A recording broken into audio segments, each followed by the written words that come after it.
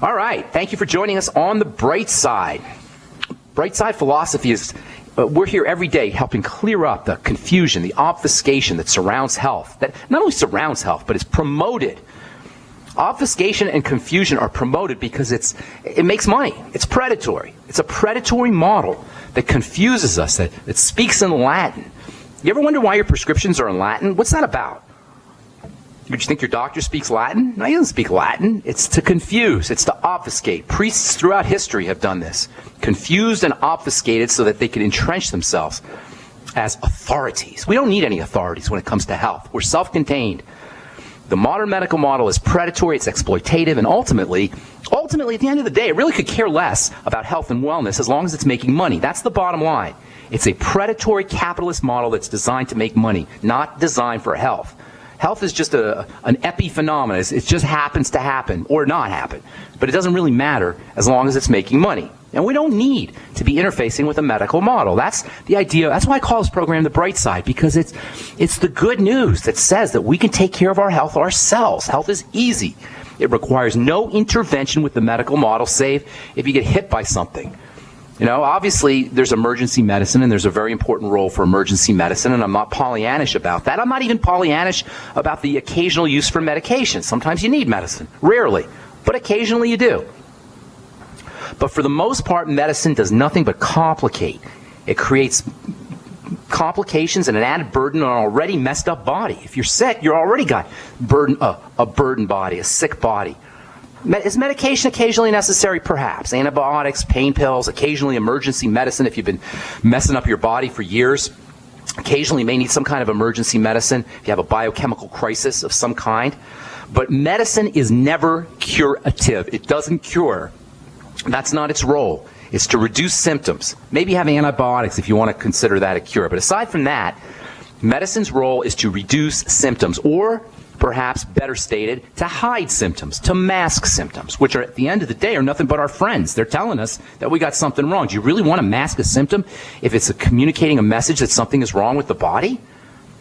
The vast majority of what we call chronic degenerative disease, chronic as in it's occurring over and over and over again, degenerative as it's not healing, it's just getting worse and worse and worse. The bulk of chronic degenerative disease creates a load on an already messed up body. Chronic degenerative disease is about burden. It's about stress. It's about load on a body that's just burdened from years and decades of abuse. And medicine just makes it worse. This is so important because it means that we're powerful beyond what we're being told. We can control our health via our lifestyle choices, via nutritional supplementation, and via reduction of the stress response. And we've been talking about minerals. We've been talking about zinc specifically and the absorption of zinc. Zinc is one of the most important of the anti-stress vitamins. Zinc is one of the most important of the immune-boosting vitamins. Zinc is a building vitamin, and zinc deficiencies are very common. There's hundreds of chemical reactions in the body that depend on zinc. If you're deficient in zinc, you can't help but be sick, and I would venture to say almost everybody who's not supplementing with zinc is going to be deficient. Something as simple as zinc supplementation can reverse skin diseases, eczema, acne. In fact, acne can be caused by zinc deficiency. Take zinc out of the diet of a laboratory animal and you're going to get some skin diseases. Zinc is a growth element. Zinc is hard to absorb from foods. There's something called phytic acid that some of you guys have heard about, or phytates, that lock up zinc. Phytic acid and phytates are elements that are found in the growth components of plants, specifically seeds, grains, legumes, beans, soybeans are loaded with phytic acid and phytates. Phytic acid and phytates, in addition to locking up zinc, can lock up iron, can lock up calcium, can lock up possibly even magnesium and other minerals. By locking up these minerals, they make them unavailable for human processing. That means that you can't get your zinc necessarily from grains and seeds, even though grains and seeds are good sources of zinc. And what's worse, the phytic acid and the phytates in these grains and legumes, they can tie up other minerals that are in other foods. Phytic acid and phytates are actually storage forms of an element called phosphorus. Phytic acid is a type of phosphorus. It's a locked up phosphorus. Phosphorus, as we've talked about in the past on the bright side, it's an electrical element. It's a high energy element. Electrical and high energy. It's called the light bearer. Phosphorus means light carrying. phosphorite, for carrying. Phosphorus is the light carrier, the light bearer, so-called because of its ability to trap and channel light energy. It's used as a light emitter in consumer products and computers and watches and specialty electronic inks. It's a component of fireworks and matches for this very same reason. Hang tight. We'll finish up when we come back from our break. I'm Pharmacist Ben. 855-660-4261 is our number on the bright side. We'll be back right after this. Don't go away. Okay, we're talking phytic acid and phytates and phosphorus. Phosphorus, the light bearer, is actually, or phytic acid, I should say, is actually a storage form of phosphorus, the light bearer. Phosphorus is found in consumer products that emit light, watches, and remember those old-time watches they used to have that had the little, the glow-in-the-dark phenomena. That's all based on phosphorus. Specialty electronic inks have phosphorus in them. Smoke bombs, explosives. Phosphorus was used in World War I as part of chemical warfare. Phosphorus is part of pesticides because of its ability to interfere with electrical energy in insects and pests.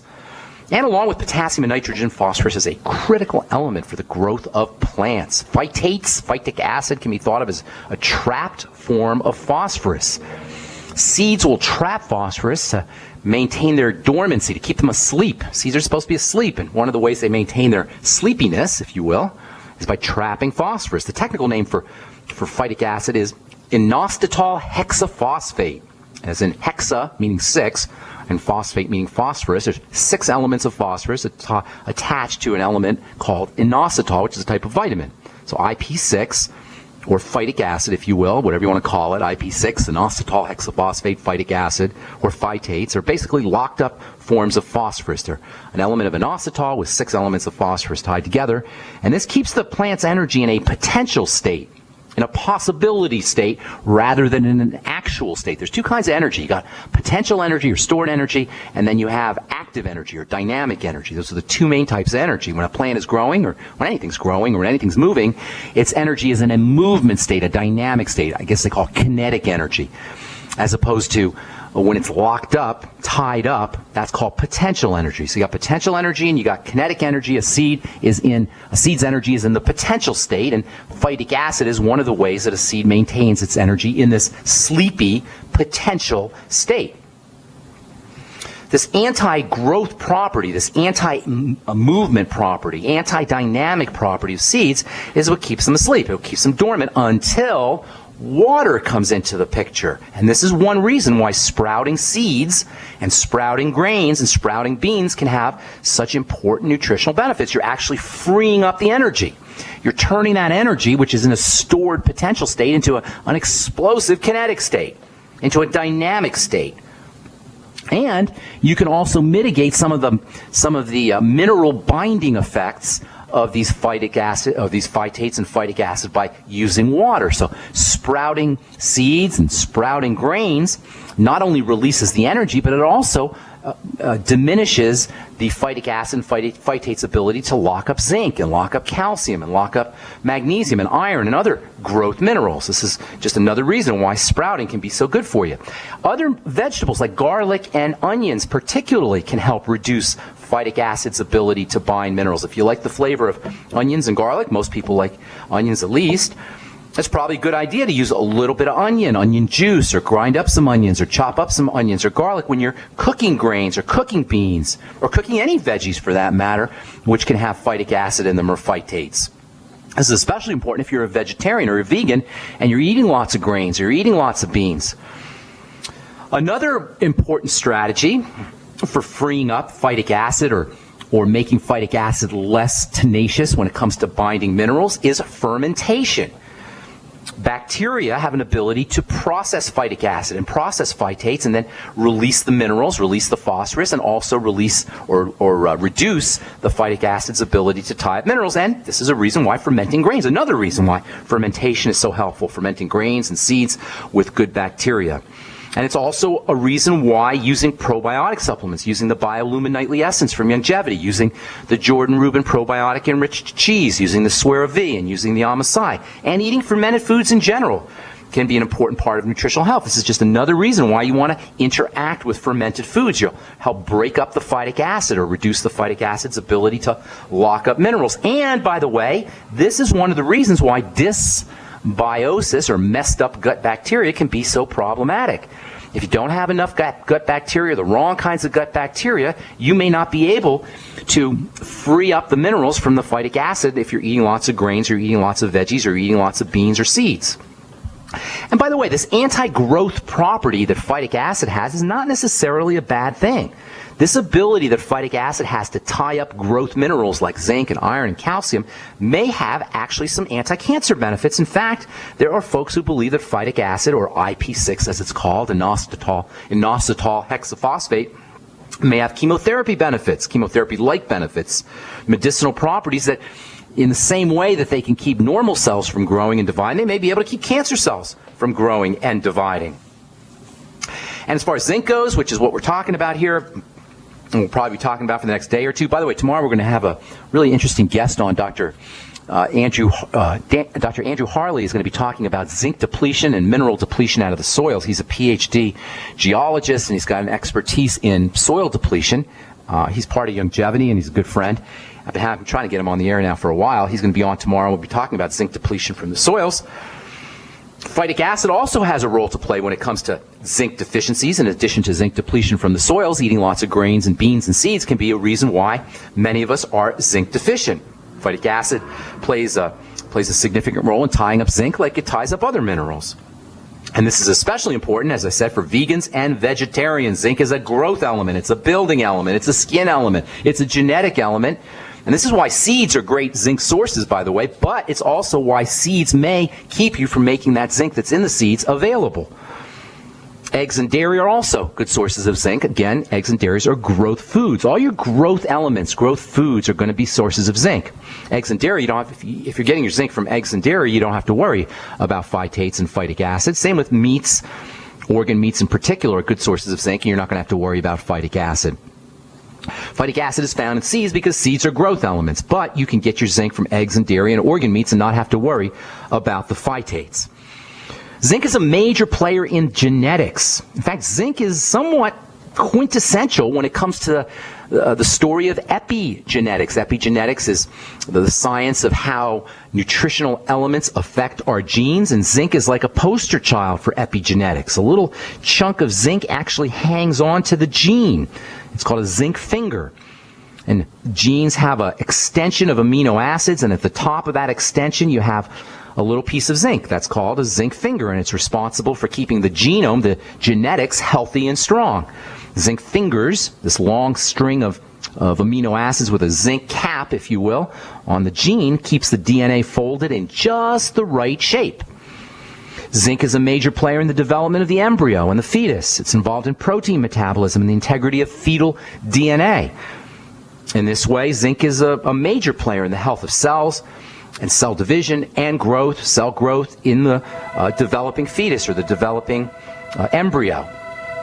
This is an example of something Doc Wallach has been talking about for decades, the idea that there's no genetic diseases, but rather nutritional deficiency diseases that affect the health and integrity of the genetics. If mom is deficient in zinc, the chances are really good that the infant or the fetal genome is going to be, there's going to be problems in the fetal genome as well, which can show up as so-called genetic defects.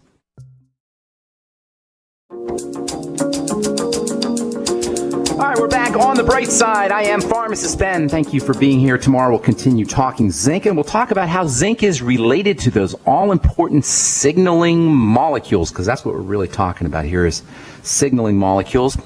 That is chemicals that help cells do what they're supposed to do. Of course, nutrition and nutritional supplements are key players in how these signaling molecules work, and zinc is a classic example of a nutritional element that plays a role in the efficacy, the efficiency of the effectiveness of signaling molecules, specifically prostaglandins, and we'll talk about that tomorrow. There's also another very important nutrient that I don't know if we'll get to tomorrow, but we'll certainly be covering in the next few days, a very, very important element when it comes to prostaglandin health.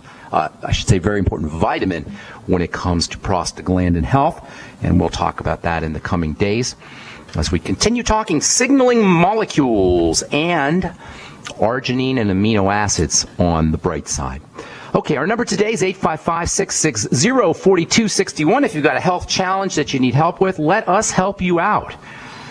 It's so important to understand that there's a difference between health challenges and health issues and the cause of health challenges and health issues. We're led to believe that the symptoms of our problems, the signs of our problems are the same thing as our problems, and this lack of understanding of the distinction between real problems, or I should say causes of problems, and the appearance of problems. The appearance of problems is not the cause of problems. How the problems appear is not where the causes lie. The causes are underneath the appearance, and this lack of understanding between the symptom and the cause is really, it's the reason why medical people and unfortunately why alternative practitioners will foolishly and futilely attempt to address health by dealing with symptoms, by focusing on symptoms, completely missing the opportunity to make real changes in the health of the body. And even worse, to confuse us and obfuscate, to create a situation where we don't know what the heck to do. Listen, guys, the cause of all diseases, all physiologic diseases from a physical perspective are simple. They're not confusing, they're not difficult, and for the most part, they have nothing to do with your symptoms. Or I shouldn't say nothing to do with your symptoms, but they're not the causes of your symptoms. There's only 3 real reasons why the body breaks down, or 4 if you will. I call it SSTI. And you've heard me talk about it a million times. Starvation, suffocation, toxification leading to inflammation. I don't care if you've got an ingrown toenail or you've got acne or you've got atherosclerosis. If it's a chronic issue, if it's something that's not getting better and it's occurring over and over and over again and it's getting worse and worse and worse, all you got is SSTI. And please don't confuse your symptoms for the causes. You got to address the cause, and the symptom will take care of itself. Address the starvation by using nutritional supplementation and food strategies, and working on digestive health and making sure you're absorbing nutrients. Work on the suffocation element by making sure you're practicing your deep breathing techniques and moving your body around, making sure you're working on the toxicity aspect by not putting the toxins in the body, patching up a leaky gut, and making sure that you're improving detoxification through deep breathing or exhalation, making sure you're having regular bowel movements. These are ways that we can detoxify, improving lymphatic circulation by exercising, moving your body, getting on a trampoline. All of this will lead to reduced inflammation, which will lead to reduced starvation, suffocation, and toxification, and you guaranteed are going to feel better. And if you do it long enough, you're going to get better. First, you're going to feel better, and then you're going to get better, guaranteed. Let us show you how we can do this, how you can do this, how we can do it together by giving us a call at 855-660-4261, 855-660-4261. Let us show you how easy good health can be. All right, Mel in Austin, what's going on? Welcome to the bright side. Mel in Austin. Hey Mel. Can you hear me? What's going on? How you doing? I'm doing really well, thank you. Ben, I'm calling on behalf of a 23-year-old named Kelly, a woman who suffered a traumatic brain injury due to a car hitting her July. She was in a coma for 7 weeks. Oh She's emerged from it about 2 weeks ago. She's now in a neurological rehab unit here in Austin. Okay. And basically her presenting symptoms are she's had some infrequent seizures that lasted 60 seconds, and the right side of her body is the impaired side as far as paralysis. And here's the bottom line. She's on a belly feeding tube, and she can, they did a swallow test. She can swallow. So at this point, what would you recommend for high-quality nutrition? Lots.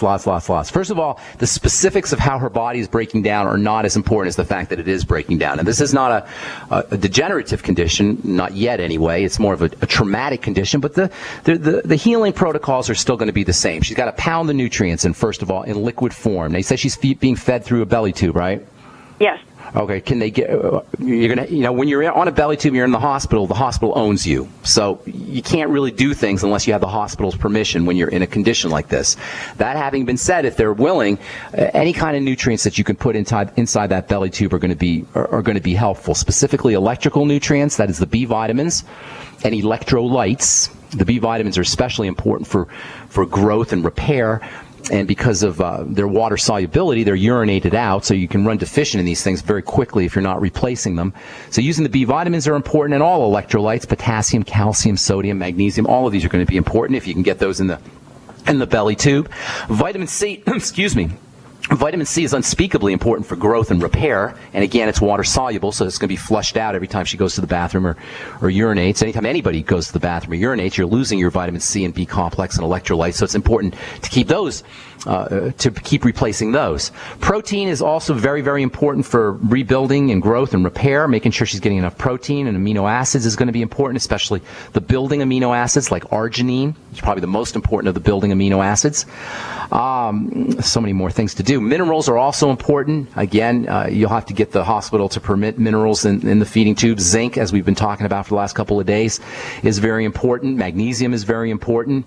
Calcium, obviously, is very important. Selenium can be helpful.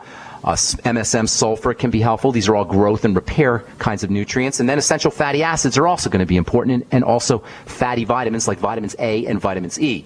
Vitamin D is also important. They're all important, really. I don't know how you're going to get them in the belly tube, though, is the problem, Mel. What about tangy tangerine in the belly tube? That'd be great if they'll let you. I don't know if they'll let you, though. We'll work. If you can do that, that would be a great thing to do. Pretty much anything you could do to provide nutritional support through that belly tube is going to be beneficial.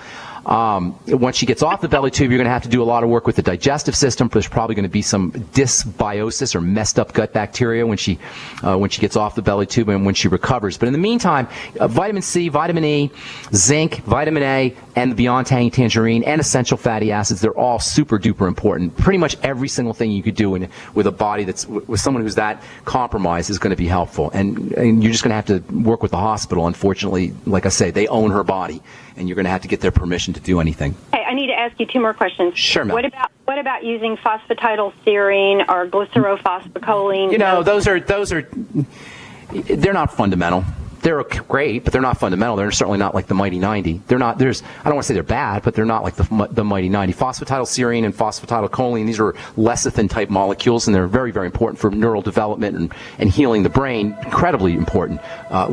Just give her some lecithin. These specialty nutrients like phosphatidylserine and I think you said phosphatidylcholine or glycerylcholine, these are all less high-tech, souped-up versions of components that are found in lecithin, and they're very, very important. I'm not diminishing their importance, but you can get the same thing out of lecithin. Hang tight, Mel. We'll finish up when we come back, okay? Don't go away. If you're on hold, we'll get to you when we come back from our break. I'm Pharmacist Ben. You're listening to The Bright Side on the Genesis Communication Network. Talking to Mel in Texas. Yeah, Mel, phosphatidylserine, and I think you said, what was the other one you said? Glycerophosphacholine. Yeah, those are souped up versions of components that are found in lecithin. And yes, indeed, they're very important for brain health, for memory, for learning, in the sense that these are elements that are found in nerve cells, in the myelin, in the outside part of nerve cells. But she's got bigger fish to fry. If she really wants to do something, or you really want to do something for her, don't waste your money, in my opinion anyway, don't waste your money on phosphatidylserine or glycerophosphacholine. Get her some lecithin, which contains all that stuff.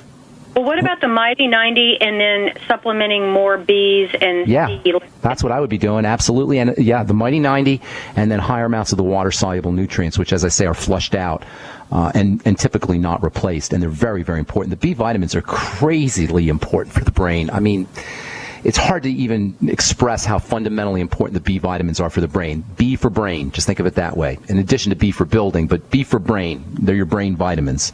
And the quintessential brain vitamins. Yes, I'm sorry, go ahead. So I know what to do now, and at least this first blush step. Yeah, stay in touch. Let me know how she's doing. I will. Thank you, Mel. God bless. Bye-bye. Okay, oh my goodness, Jerry in Texas has been holding on forever. What's up, Jerry? How you doing? Hey, Ben. I'm trying to understand what causes endometriosis. Osis. All you got to know is osis. Osis. Osis? Yes. You got a endometrial lining that's growing out of control.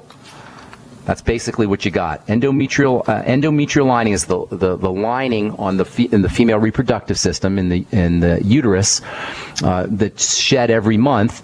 That lining overgrows. Whenever you have overgrowing tissue, you want to think about two things. I'm talking polyps, I'm talking cysts, I'm talking fibroids, I'm talking endometriosis. Whenever you have overgrowing tissue, you want to think about insulin and you want to think about estrogen. Those are the two major things to think about. Now, insulin is super easy to address. Excessive insulin production, you simply got to eat less insulin spiking foods. Insulin is, for the most part, a food hormone. And if you have insulin problems, and millions, no, hundreds of millions of people have insulin problems. Can you imagine this? 150 million people have insulin problems. They tell you 100, it's probably 150 million. That's 1 out of 2 or 1 out of 3 Americans have insulin problems, and it's strictly an eating issue. So number one for endometriosis, which is a excessive growth of the lining of the endometrium, you want to think of, number one, insulin control. That means controlling blood sugar, which it means controlling the kinds of foods you eat. That means staying away from bread and pasta and potatoes and fruit juice and desserts and all the foods we talk about that you want to minimize. I don't mean zero tolerance necessarily, but at least reducing your intake of these kinds of foods. And then using nutrients that help your insulin work better. The sweeties from Longevity, one of Dr. Wallach's most brilliant creations, chromium and vanadium together. Chromium and vanadium have tremendous abilities to help stabilize insulin and improve the processing of sugar. Same with the B vitamins, especially thiamine and niacin. In fact, niacin and chromium go hand in hand. They work together in something called the GTF, which stands for glucose tolerance factor, and that is a chemical in the body or a component in the body that helps the body process glucose. The glucose tolerance factor is composed largely of chromium and niacin. So making sure you're getting enough chromium, vanadium in the sweeties, making sure you're getting enough niacin and thiamine, vitamin B1 and vitamin B3. Very important for sugar control. You'll get those in the sweeties. Anybody on endometriosis, in my opinion, IMO, my opinion, would be crazy not to be using both the sweeties and the Beyond Tangy Tangerine on a regular basis. A couple other things here for blood sugar control and for insulin control. Magnesium, very, very important for helping control sugar.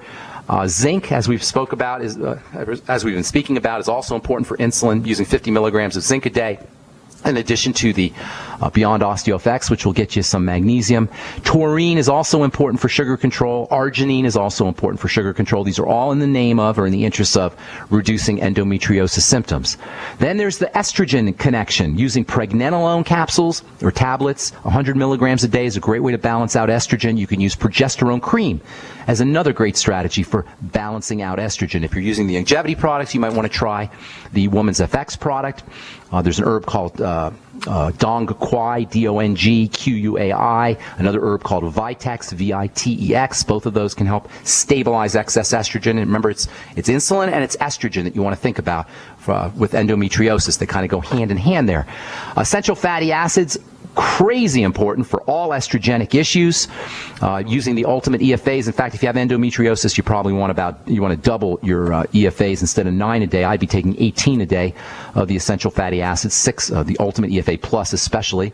You might also want to throw in a little extra GLA, which is in the EFA plus, but you might want to get a little extra GLA, which can help balance out excessive amounts of estrogen. Other nutrients that have some anti-estrogenic properties, vitamin E and vitamin A can also help, about 20,000 international units of vitamin A and another maybe 400 international units of vitamin E. Make sure you're getting some sun also. That can have a nice estrogen balancing effect also. And staying away from phyto or plant-based estrogens may be beneficial for you.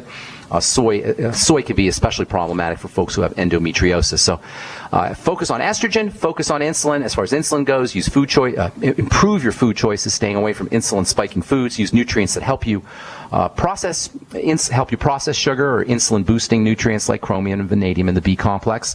And then balancing out your estrogen by using progesterone cream and pregnenolone, vitamin A, vitamin E, and perhaps also magnesium. Don't forget the zinc, 50 milligrams a day. That's got all kinds of multiple benefits. Zinc also has a prostaglandin supporting benefits, and there's also a role for prostaglandins in all inflammatory issues, including endometriosis. Long story short is nobody has to have endometriosis, and you certainly don't need to have a surgical procedure to yank out your organs, which is what happens a lot of the times when folks have endometriosis and doctors can't figure it out. They'll just take out the whole darn uterus, and never should have that done unless you have cancer. Does that help you, Jerry?